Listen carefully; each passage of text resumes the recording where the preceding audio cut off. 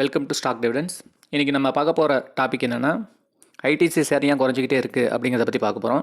ITC ஷேரோட fundamental analysis பற்றி பார்க்க போகிறோம். வாங்க வீடியோக்குள்ளே போகலாம். ஐடிசி ஷேர் இறங்குறதுக்கு காரணம் வந்து ஒரு நியூஸ் தாங்க.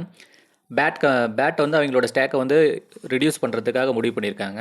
அதாவது ஐடிசியில் 29% வந்து பேட் நிறுவனம் வந்து பர்சன்டேஜ் ஸ்டேக் வச்சுருக்காங்க. British American tobacco company. இதில் பார்த்தீங்கன்னா 3.5% செல் பண்ணலான்னு முடிவு பண்ணியிருக்காங்க. அதை வந்து இந்த மார்ச் மந்த்லேயே செல் பண்ணுறதுக்கான முடிவில் இருக்கிறதுனால ஐடிசி ஷேரோட வேல்யூ இப்போ குறைஞ்சிட்டு இருக்கு. பேட் நிறுவனம் 3.5% ஸ்டேக் வந்து 380 ரூபாய்க்கு விற்கலான்னு முடிவு பண்ணியிருக்காங்க. ஸோ ஐடிசி ஷேரோட வேல்யூ வந்து இன்னும் குறையிறதுக்கு நிறைய வாய்ப்பு இருக்குது. ஐடிசி ஷேரோட வேல்யூ எவ்வளோக்கு எவ்வளோ குறையுதோ அவ்வளோக்கு எவ்வளோ நமக்கு நல்லது தான். நம்ம குறைய நம்ம ஐடிசி ஷேரை வாங்கி வச்சுக்கிட்டே இருக்கலாம். ஏன்னா இது ஃப்யூச்சரில் நல்ல க்ரோத்தான கம்பெனியாக மாறப்போகுது. இப்போயும் க்ரோத்தில் தான் இருக்குது. இப்போ ஐடிசி ஷேரோட ஃபண்டமெண்டல் அனாலிசிஸ் பற்றி பார்க்கலாம் வாங்க.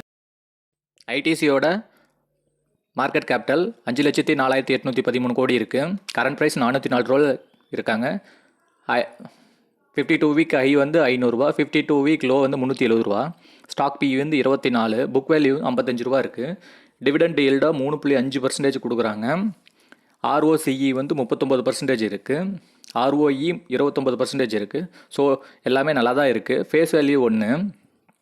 சேல்ஸ் க்ரோத் வந்து லாஸ்ட் 3 வருஷத்தில் 12.8% இருக்காங்க. ரிட்டர்ன் ஆன் 1 இயருக்கு வந்து 6.5% ரிட்டர்ன் கொடுத்துட்ருக்காங்க. டிவிடெண்ட் ஈல்டாக 3.1% கொடுத்துட்ருக்காங்க. இபிஎஸ் பார்த்தீங்கன்னா 16.5 இருக்குது. டெப்ட் வந்து 284 கோடி தான் இருக்குது. ஸோ வந்து இந்த கம்பெனி ஆல்மோஸ்ட் டெப்ட் ஃப்ரீ கம்பெனின்னு கூட சொல்லலாம். சேல்ஸ் க்ரோத் வந்து 1% இன்க்ரீஸ் பண்ணியிருக்காங்க.